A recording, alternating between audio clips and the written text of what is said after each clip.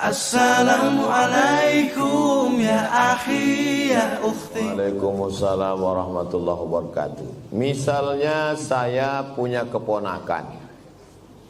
Keponakan saya ini kerja PNS. Dan saya tahu dia membuat markup proyek korupsi. Tapi di balik korupsi itu dia punya gaji tetap sebagai ASN tiap bulan golongan 3B, gaji pokoknya 3 juta.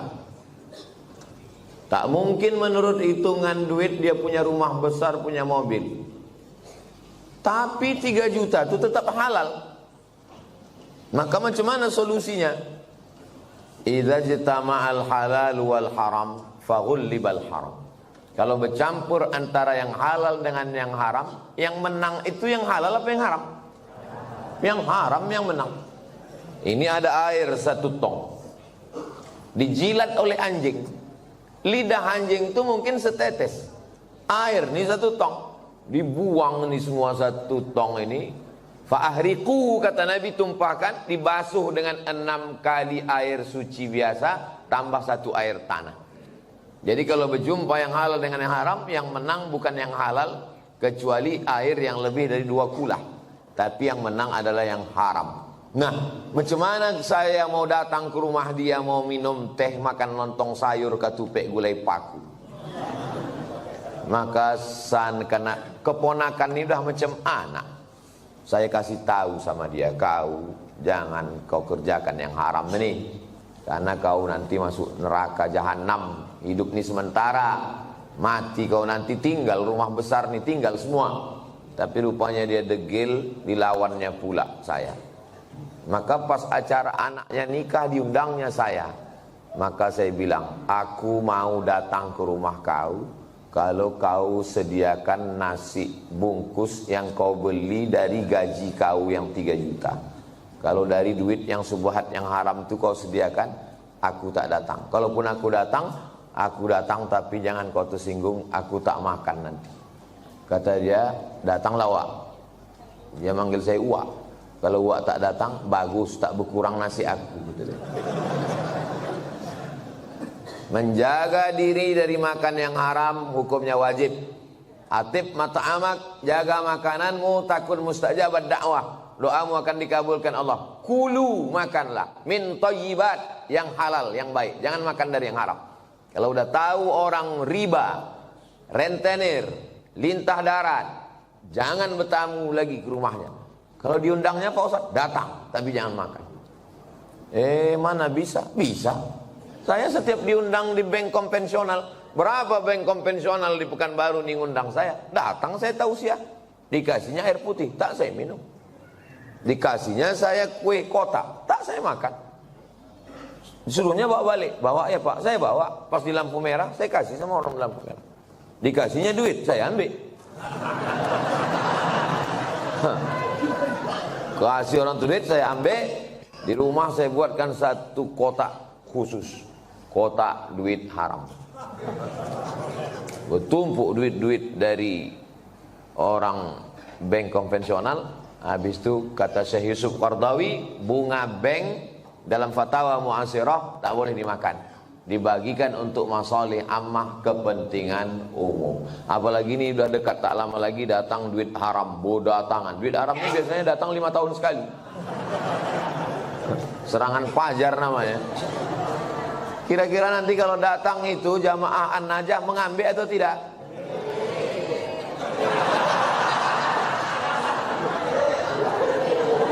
Mati kita. Saya dah yakin 100% orang An-Najah ini kalau ada yang membagi-bagi duit 50.000 tak akan mereka ambil. Mudah-mudahan Allah menjaga kita dari makan haram. Bedakan antara marah karena Allah atau marah karena ulah. Kalau marah karena Allah, apalagi saudara, anak kemanakan, tak akan sakit hati dia kalau kita bercakap, nasihat. Aku tetap datang. Tapi jangan karena itu lalu putus silaturahim. Tetangga saya ini Pak Ustadz kerjanya riba, dikasihnya saya kue, ambil kuenya, jangan dimakan. Kemana saya serahkan? Terserah. Dibuang Pak Ustaz, jangan mubazir. Kasih ke fakir miskin, anak yatim. Tapi itu dimakannya juga. Itu namanya masalih ammah, kepentingan umum, bukan kepentingan pribadi. Jelas? Jelas. Patutlah Ustaz tak mau minum dari tadi. Inilah, nanti jamaah ini mudah dia ngambil kesimpulan. Cuma saya bismillah.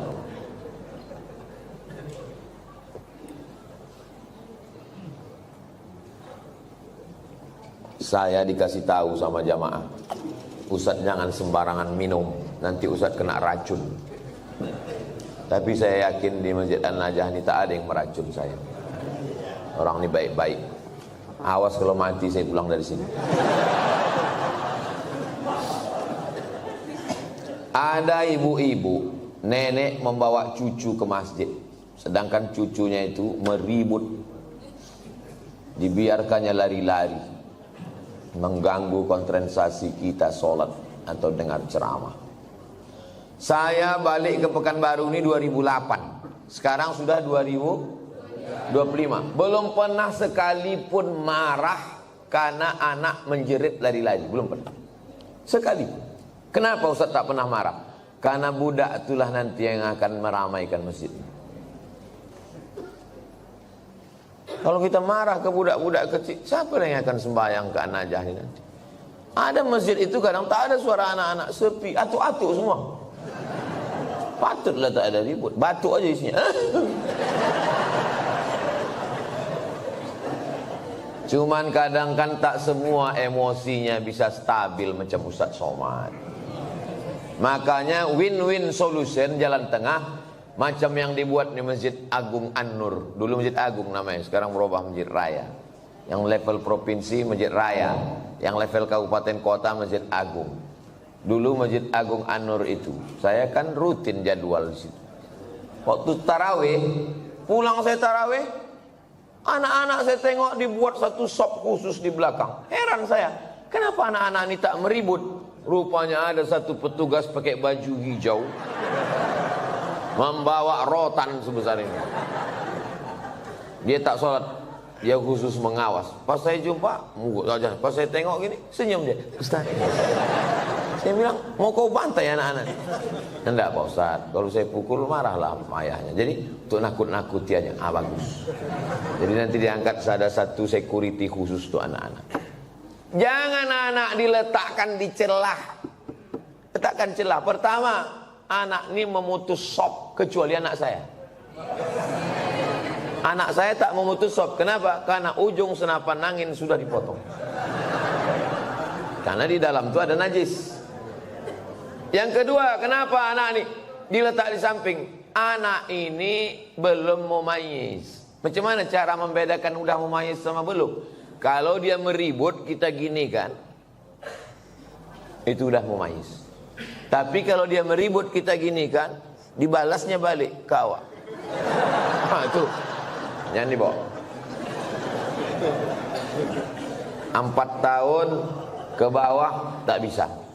Dibawalah budak umur 3 tahun, diletakkan di celah samping kita. Begitu kita takbiratul ihram, Allahu Akbar, dia pun berjalan, berlari. Di samping ini ada atu-atu yang kacamatanya di bawah. Asal budak ni lalu, atu ni takut. Kata dia. Itu waktu salam tuh cuman sekali aja salam. Salam tuh ke kanan cuman. Assalamualaikum warahmatullahi apa? Berkelayok di masjid. Kalau ada di perumahan ini 100 orang, yang ke masjid itu 50, sudah banyak kali itu. Yang 50 ini pun berkelahi pula lagi di masjid. Bertinju di masjid gara-gara budak berkelahi. Apa kata orang yang tak sembahyang? Untung kita tak ke masjid. Tolonglah kita jaga persatuan ini. Bisa dipahami? Jelas. Insya Allah kalau saya ceramah jelas. Kalau ada orang bilang Ustaz Somad itu tak jelas, telinga kau pokak.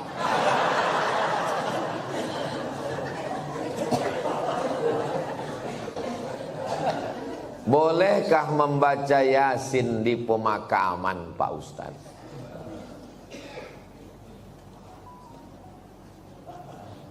Kata Imam Nawawi, meninggal tahun 676.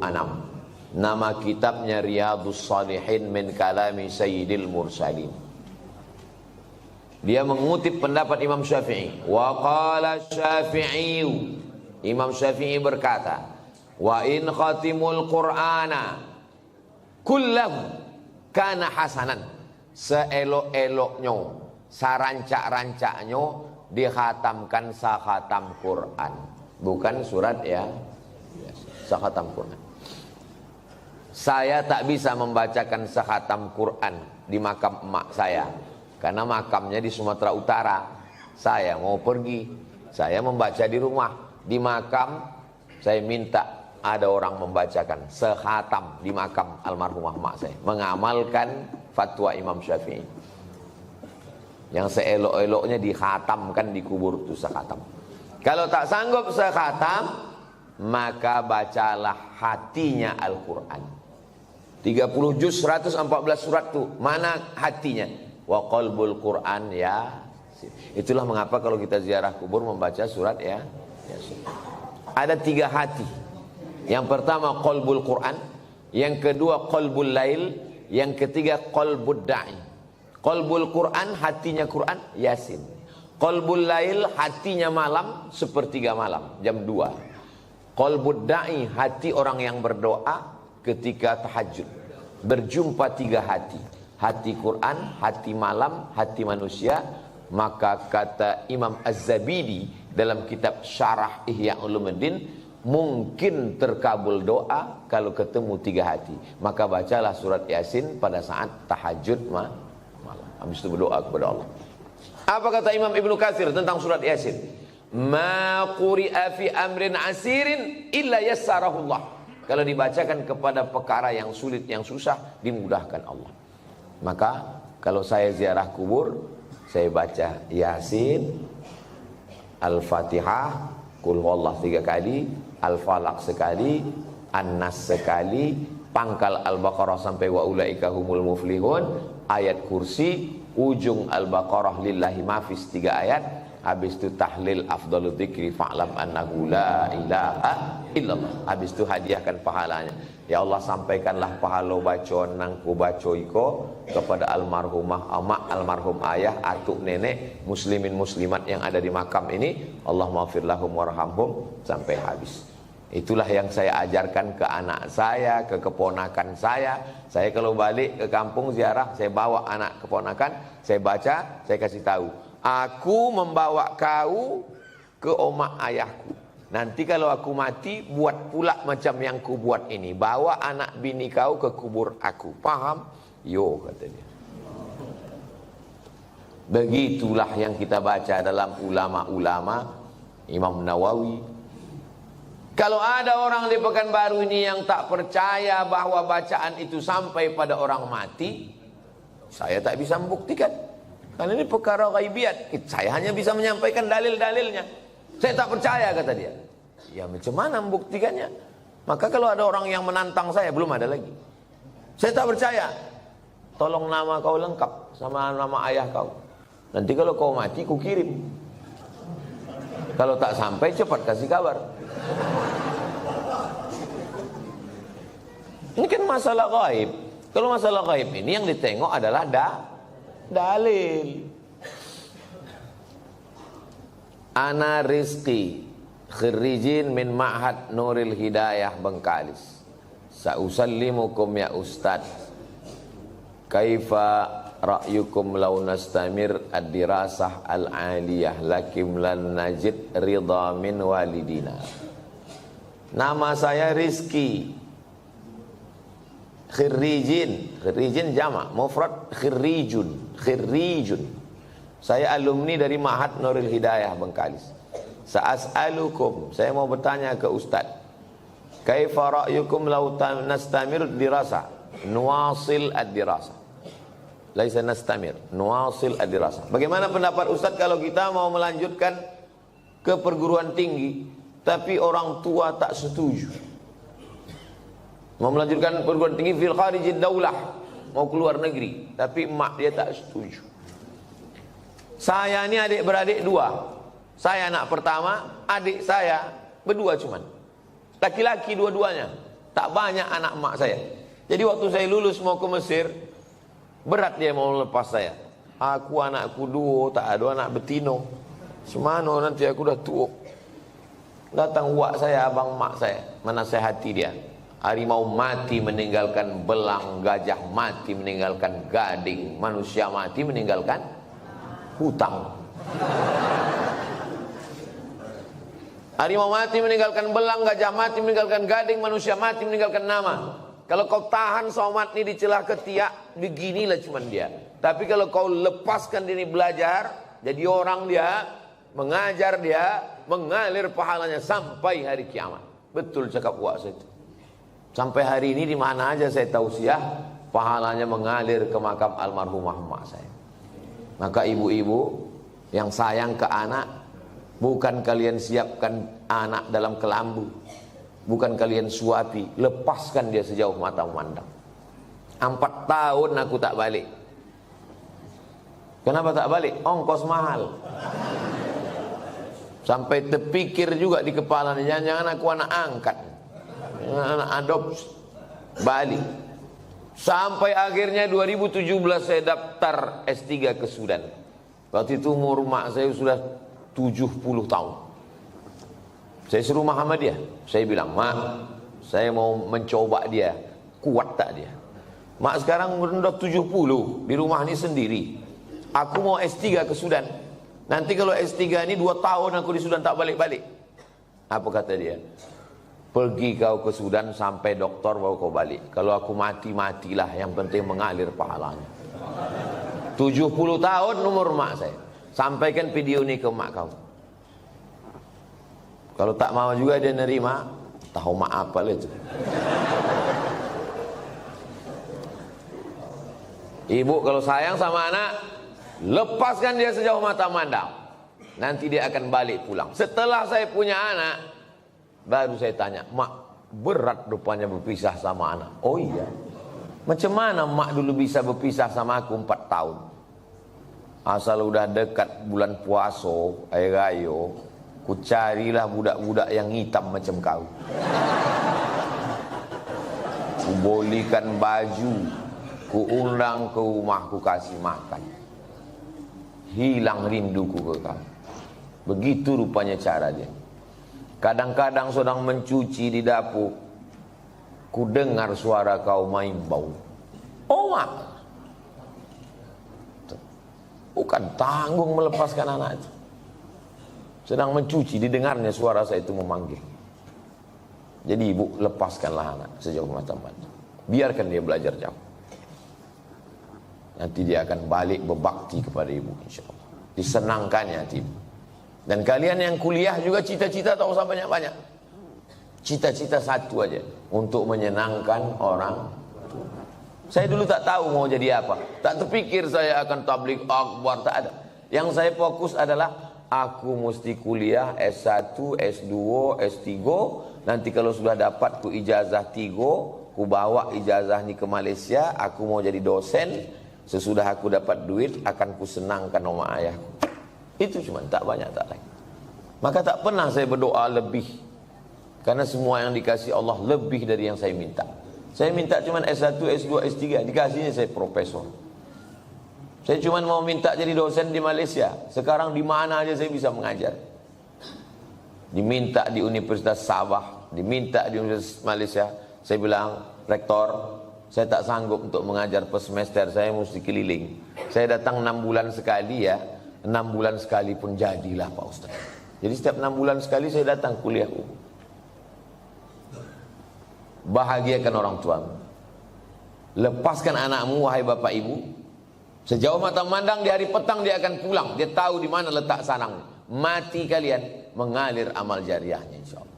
Walaupun nampaknya jawaban ini untuk mak ayah dia, tapi video ini ditonton oleh ayah-ayah, mak-mak yang akan melepas anak. Karena pulang kami dari sini nanti, kami akan melepas 50 anak Riau yang akan berangkat ke Al-Azhar Kairo, Mesir. Seminggu yang lalu saya di Makassar, melepas 50 anak Makassar yang akan berangkat ke Mesir. Orang tuanya saya nasihati, Anak-anaknya juga saya nasihati supaya orang tua melepas anak, karena kalau kita tahan anak kita ini, siapa yang akan melanjutkan dakwah ini? Saya tak mau anak saya sekolah agama nanti kurus macam Ustaz Somad. Saya ini kurus bukan tak makan. Kalau ada pejabat-pejabat itu dapat ikan yang paling mahal, namanya ikan Napoleon, 1 juta harga ikan. Ada bupati, ada kapolres, ada dandim, ada kepala dinas. Yang pertama kali menyuap ikan 1 juta itu siapa? Abdul Somad. Apa kata orang itu? Silakan Pak Ustaz. Dikasihlah ketam kepiting sebesar piring besar, disingkel. Bupati tak berani makan, tentara gagah dandim tak berani makan ketam. Polisi berseragam berpistol tak berani makan ketam. Tak kalian makan Pak, kolesterol Pak Ustaz. Saya makan ketam tuh habis. Hidup saya sampai sekarang. Berani Ustaz makan. Baca doanya Pak. Apa doanya? Bismillahilladzi la yadurru ma'asmihi syai'un fil ardi wala fis sama. Ku sebut nama Allah, tak ada yang bisa memudaratkan baik di bumi maupun di langit. Nanti kalau saya sakit Pak Ustaz, aku tak tanggung jawab.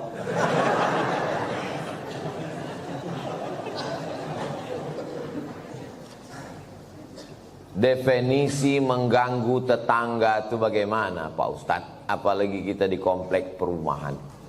Mengganggu menurut syariat Islam, bukan mengganggu menurut perasaan. Kalau menurut perasaan, perasaan ini lain orang, lain kepala, lain orang, lain hatinya. Saya terganggu betul dengan tetangga saya ini Pak Ustadz. Kenapa kau terganggu? Bininya cantik kali. Cantik ciptaan Allah. Jadi yang maksud mengganggu itu adalah kalau bertentangan dengan syariat Islam. Saya terganggu dengan tetangga saya ini Pak Ustadz. Kenapa? Melihara anjing dia Pak Ustadz. Oh, dalam Islam melihara anjing hanya boleh untuk menjaga kebun dari pencuri. Tempat kita aman, rumah rapat, maka tak ada alasan. Maka kita lapor ke RT RW, musyawarah, dudukkan bersama. Kadang jamaah ini mau mengambil hukuman segera. Saya racun aja lah Pak Ustadz. Dipasang racun. Rupanya anjing itu tak makan. Dimakan kucing awak, mati kucing. Dimusyawarahkan. Wa amruhum syura bainahum. Hari libur, hari Ahad. Rumah dekat-dekatan. Dipasanglah lagu. Pum pam, pum pam, pum pam. Belilah earphone. Berapalah harga earphone? Dengar sendiri. Pum pam. Jadi dipasang satu komplek. Kan tak semua orang suka lagu itu. Apalagi di situ ada orang-orang tua yang jantungnya tak kuat. Mendengar itu, kata dia mati. Ini mengganggu. Menurut syariat pun tak betul. Nah, maka menurut syariat agama Islam, rumah berdekatan, sempadan cuma dinding, dinding pun tak penuh ke atas. Ditanamlah pula pokok mangga pas. Buahnya apa tak asal menengok meniti air. Nah, ini mesti menjaga. Maka kata Nabi, idza tabakhta, kalau kau memasak, fa'aksir ma'aha, banyakkan kuahnya. Pesan Nabi ke tetangga, kalau kau masak banyakkan kuahnya. Untuk apa? Berbagi ke tetangga, menyambung tali silaturahim. Kata almarhumah mak saya dulu, kalau tak menjulur labu, tak menjulur kundur. Ini pokok labu, ini pokok kundur, sama-sama ditanam. Menjulur itu maksudnya keluar pucuknya. Keluar pucuk labu, keluarlah pucuk kundur. Kalau tak keluar pucuk labu, tak keluar pucuk kundur. Apa maksudnya? Kalau tak kedatang makanan kita, tak datang pula makanan orang. Halus pepatah orang. Bagikan makan. Kata Nabi kuah, tapi yang pula gara-gara ceramah nih kuah aja. Dulu sebelum Ustaz datang berbagi ayam kami, sesudah Ustaz kuah aja lagi. Gara-gara Ustaz Somad.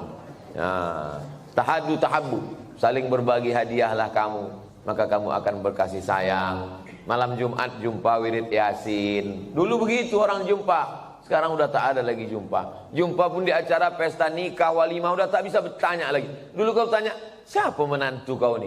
Macam-macam mirip. Ini anak Pak Fulan. Oh, tak kek mana juga mau balancik-lancian nih rumahnya Jawa. Sekarang tak bisa lagi ngobrol. Pas ditanya, itu anak siapa? Apa? Anak siapa? Suara musik. Bum bam, bum bam, bum bam. Tak ada lagi silaturahim. Pas ditanya, itu menantu kau? Apa? Tak ada lagi silaturahim. La salam wala kalam. Alhamdulillah, Masjid An-Najah ini tempat kita bersilaturahim. Datang ke masjid, buat wirid Yasin malam Jumat, baca Yasin habis maghrib, habis itu habis isya acara makan bersama. Tak ada duit, kumpul iuran. Di Malaysia itu setiap masjid itu ada dapurnya.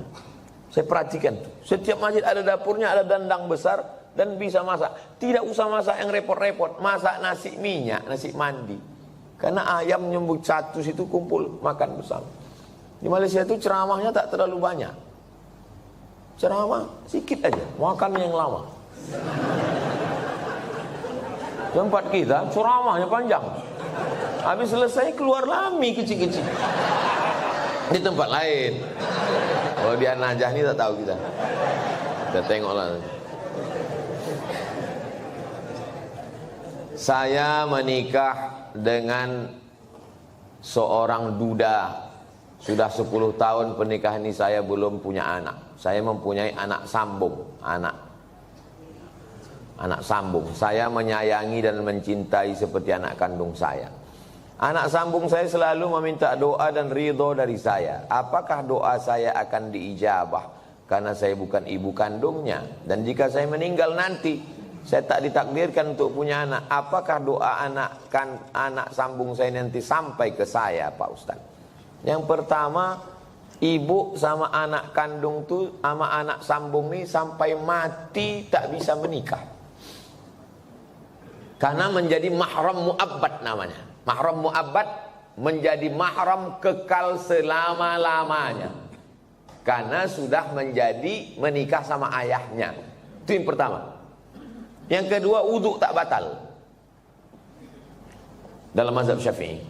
Yang ketiga, seandainya saya lewat di kuburan di depan Hotel Mutiara Merdeka dekat Leton, saya mau pergi nih, lewat kuburan itu saya baca doa, Assalamualaikum ya ala diyar minal mu'minin wa inna insyaallah bikum lahiqun yarhamullah mustaqdimina wal mustakhirin nas'alullah wa lakumul afiyah Allahumma fir lahum warhamhum. Doa saya sampai apa tak sampai? Doa saya sampai apa tak sampai? Sampai. Padahal saya tak kenal sama orang itu. Sampai doa. Apalagi anak sambung. Kenapa ragu doa tak sampai? Oh, jadi doa sampai Pak Ustaz. Sampai. Lalu apa makna dalam hadis itu? Waladun solihun. Maksudnya, amal saya kepada orang mati itu sampai. Bukan tak sampai. Amal kita ini semua kepada orang mati sampai. Kalau tak sampai amal kita kepada orang mati, tak ada sholat jenazah. Sholat jenazah itu amal orang hidup apa orang mati? Orang hidup untuk orang mati. Jadi kalau ada orang mengatakan amal orang hidup tak sampai kepada orang mati, nanti pas dia mati jangan sembahyangkan. Bisik kan, kau dulu bilang tak sampai kan? Tak sampai kau. Amal orang hidup ini sampai ke orang mati. Terus Pak Ustadz itu katanya anak yang soleh. Masih fokus nih, masih fokus. Ini Abdul Somad. Abdul Somad ini kalau mati amalnya kan putus semua kan? Putus kan? Masih bisa dia ceramah? Putus. Masih bisa dia sholat sunnah Isra? Tapi ada 3 amalnya yang dulu tak putus. Yang pertama, shadaqatun jariyah. Disumbangkannya 2 sak semen ke Masjid An-Najah. Putus atau tak putus? Tak putus. Karena setiap hari orang sholat mengalir ke dia. Itu kan amal dia dulu. Yang kedua, ilmun yuntafa'u bih. Ceramah dia di Masjid An-Najah. Ceramahnya itu dulu atau sekarang? Dulu. Habis mati tetap mengalir, diamalkan oleh jamaah. Yang ketiga, anaknya. Anaknya itu kan amal dia itu. Yang ketiga inilah orang. Anaknya kok amal dia Pak Ustaz? Kalau bini itu cuma ditengok aja bisa dia hamil. Jelas? Tak jelas juga, payahlah aku menjelaskan. Anak saya tuh amal saya. Amal saya. Jadi hadis itu bukan bercerita hanya doa anak saja yang sampai. Hadis itu mau menceritakan amal-amal dulu tetap mengalir sesudah salah satunya anak. Jadi yang tak punya anak atau meninggal jomblo, tak usah takut, kami mendoakan. Ini Ustadz ini emosi, tidak emosi. Memang begitu dia kalau menjelang sarapan itu memang begitu.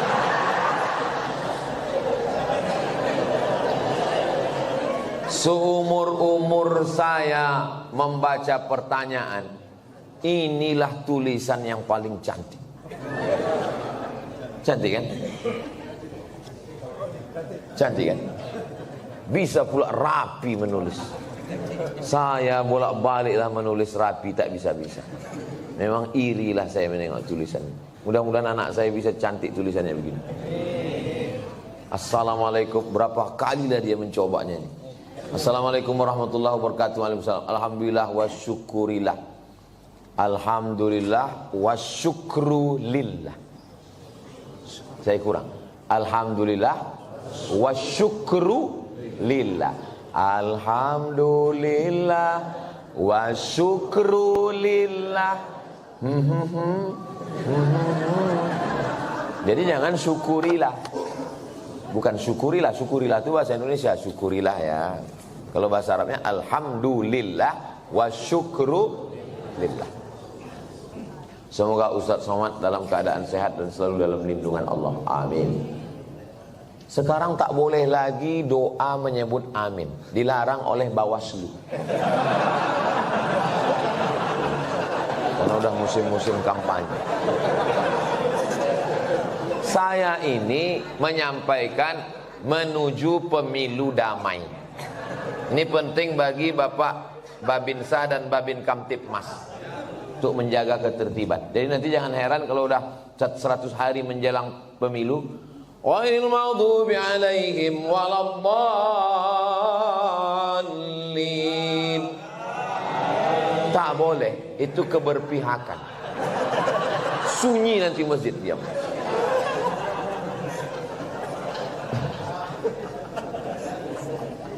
Saya mau bertanya Pak Ustadz, kiat-kiat agar ikhlas menerima ketetapan takdir Allah dan tetap berprasangka baik kepada Allah. Mohon doanya Ustadz untuk seluruh istri pejuang garis 2. Pejuang garis 2 itu maksudnya yang belum hamil. Kalau udah dipakainya tes spek itu kan 2. Ini penjelasan bagi yang belum berbini. Yang udah berbini pun tak paham juga. Bagaimana cara kita biar supaya rela menerima takdir Allah?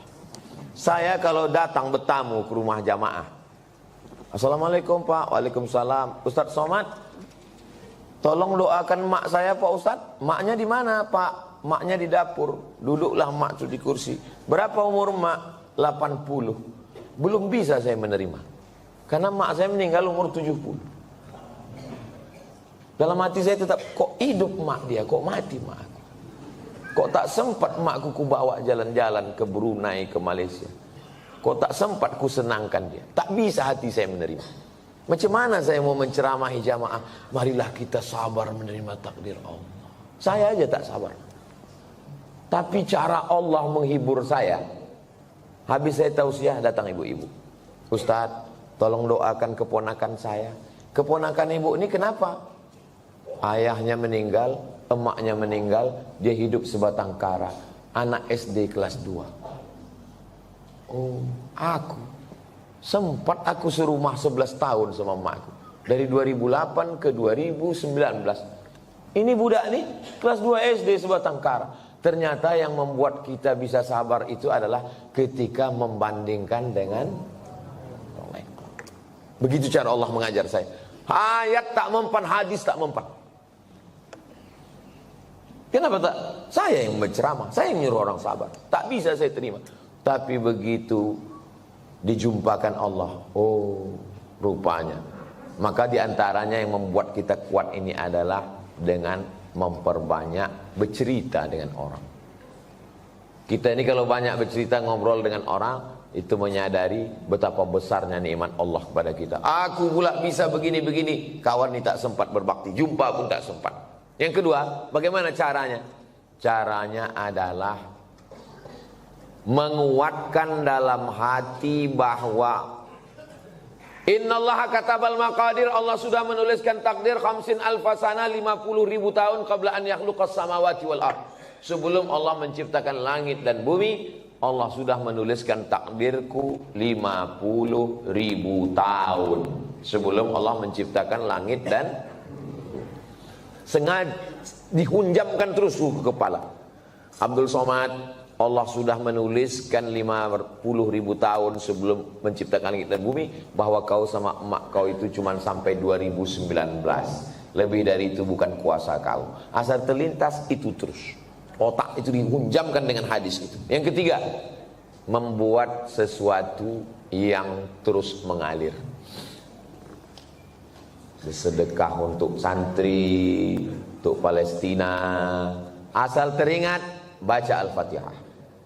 Teringat macam-macam, baca Al-Fatihah. Malam Jumat, baca Al-Kahfi, baca Yasin. Hadiahkan pahalanya. Undang anak yatim, fakir, miskin. 3 itulah cara untuk mengurangi beban hati kita. Allah berjanji kalau kita beribadah, "Falyabudu rabb hadzal bait", banyak-banyak beribadah. Allah cuma minta kita satu ibadah. Balasannya Allah kasih 2. At'amahum min ju' wa amanahum min khauf. Kalau kau lapar, Allah kasih kau makan. Kalau kau risau, amanahum, Allah beri kau aman, tenang. Syaratnya banyak ibadah, perbanyak ibadah. Pagi sholat isyraq, sholat duha, malam bangun mandi, sholat sunat wudu, sholat sunat taubat, sholat sunat tahajud, sholat sunat hajat. Zikir, banyak bertasbih. Zikir 3 pilihan. Zikir banyak, zikir pilihan 3. Pertama istighfar, yang kedua sholawat, yang ketiga afdalul zikri fa'lam annahu la ilaha illallah. Astaghfirullahalazim, astaghfirullahalazim, astaghfirullahalazim. Kalau tuan membeli peniti, jangan ditusukkan ke sayur kubis. Kalau mik sudah mati, tandanya waktu sudah habis.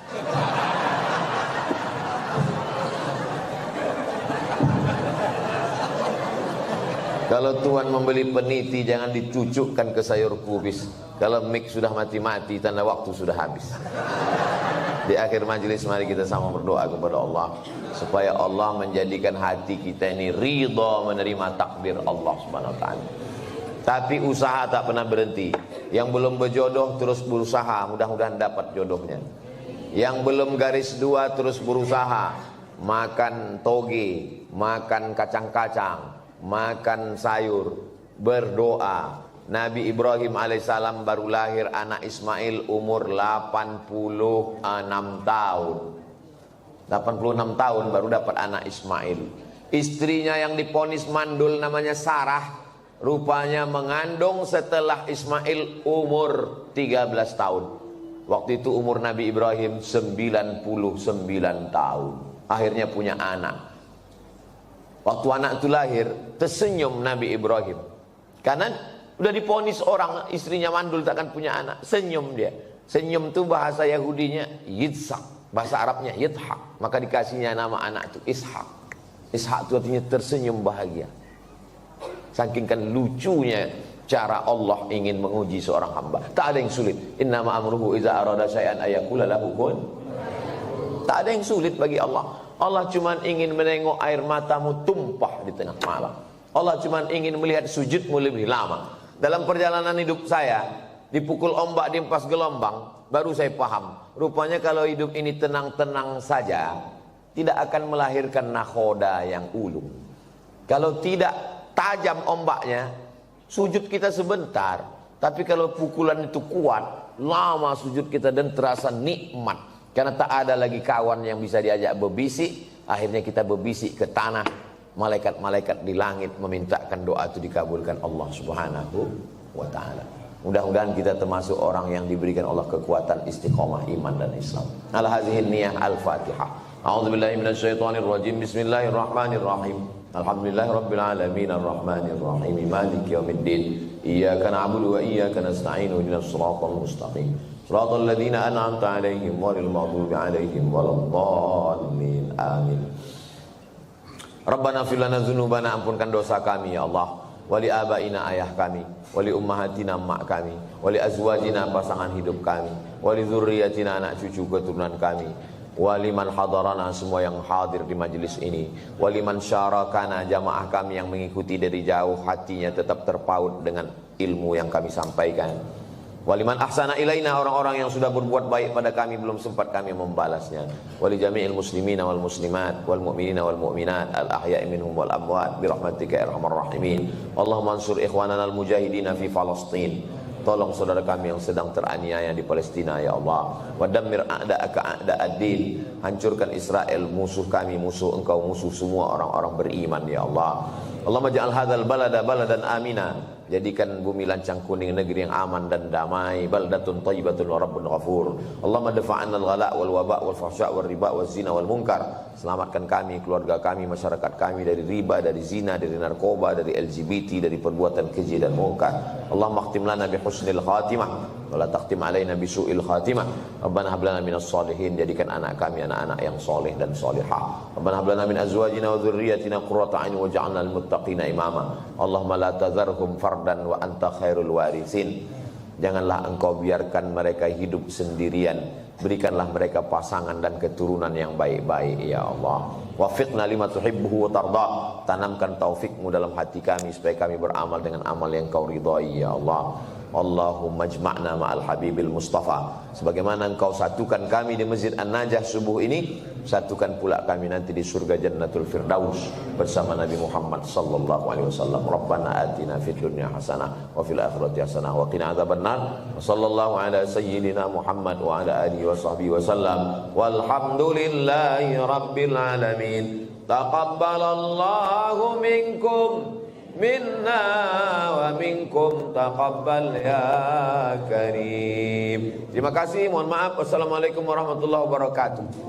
Assalamualaikum ya akhi ya ukhti.